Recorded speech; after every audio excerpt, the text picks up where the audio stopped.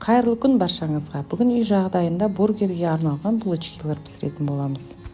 Булочкаларымыз өте жұп-жұмсақ дәмді болып шығады. Видеоны соңына дейін көріп, менің арнамда бірге болыңыздар. Мөлшері мен құрамын әдеттегідей төмендегі описание бөлімінде жазып қалдырамын.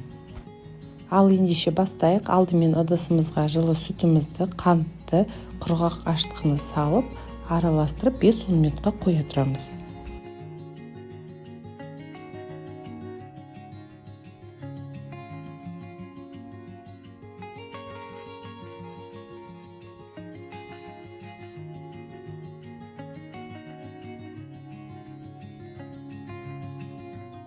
Ашытқымыз сәл көтерілді. Енді қалған жарты ыдыс қантты, тұзды және бір жұмыртқаны ашытқы массасына салып, жақсылап араластырамыз.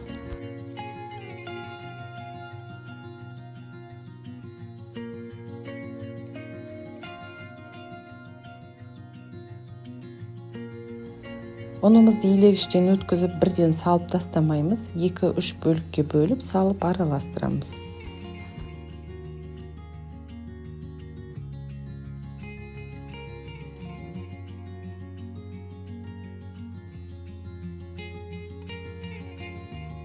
Алдын ала ертіп алған салқын майымызды қамырға құйып, жұмсақтау етіп қамыр илейміз.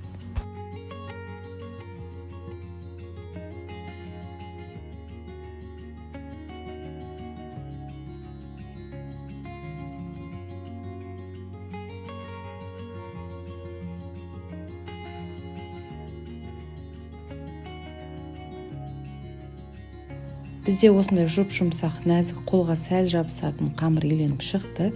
Енді бетін пленкамен жауып, жылы жерге көтерілгенше шамамен 1 сағатқа қойып қоямыз.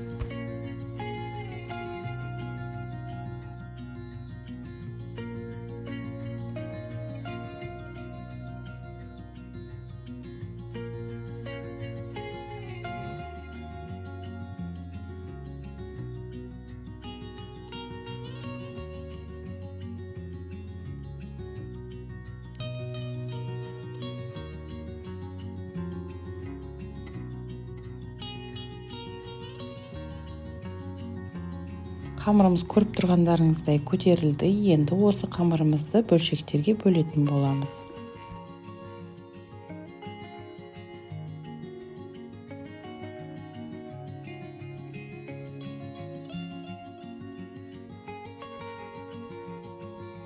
Әрбір бөліп алған қамырымыз шамамен 90-100 граммнан өлшеп аламыз.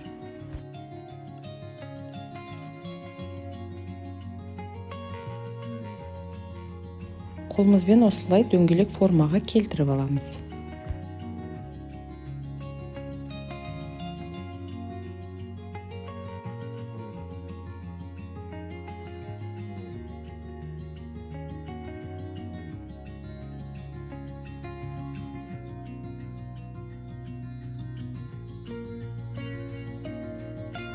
Пісіретін қалыпқа пергамент қағазын төсеп, араларын алшақтау етіп саламыз. Сәл көтерілгенше 10-15 минут бетін жауып қоя тұрамыз. Көтерілген қамырымызға бір жұмыртқаның сарысына 1 ас қасық сүт құйып араластырып, осылай булочкаларымыздың бетіне жағып шығамыз.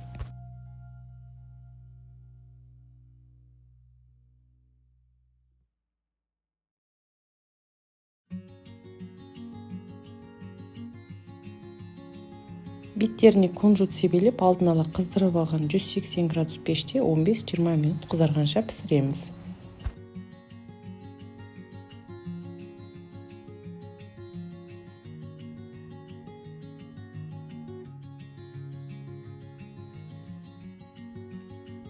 Бургерге арнап пісірген булочкаларымыз көтеріліп, қызарып, жұп-жұмсақ болып пісіп шықты. Енді ыстықтай бетін орамалмен жауып, суығанша қоя тұрамыз. Сіздерге осы рецептпен дайындап көруге кеңес беремін. Видеом пайдалы болса лайк басып, арнама тіркеліп қойыңыздар.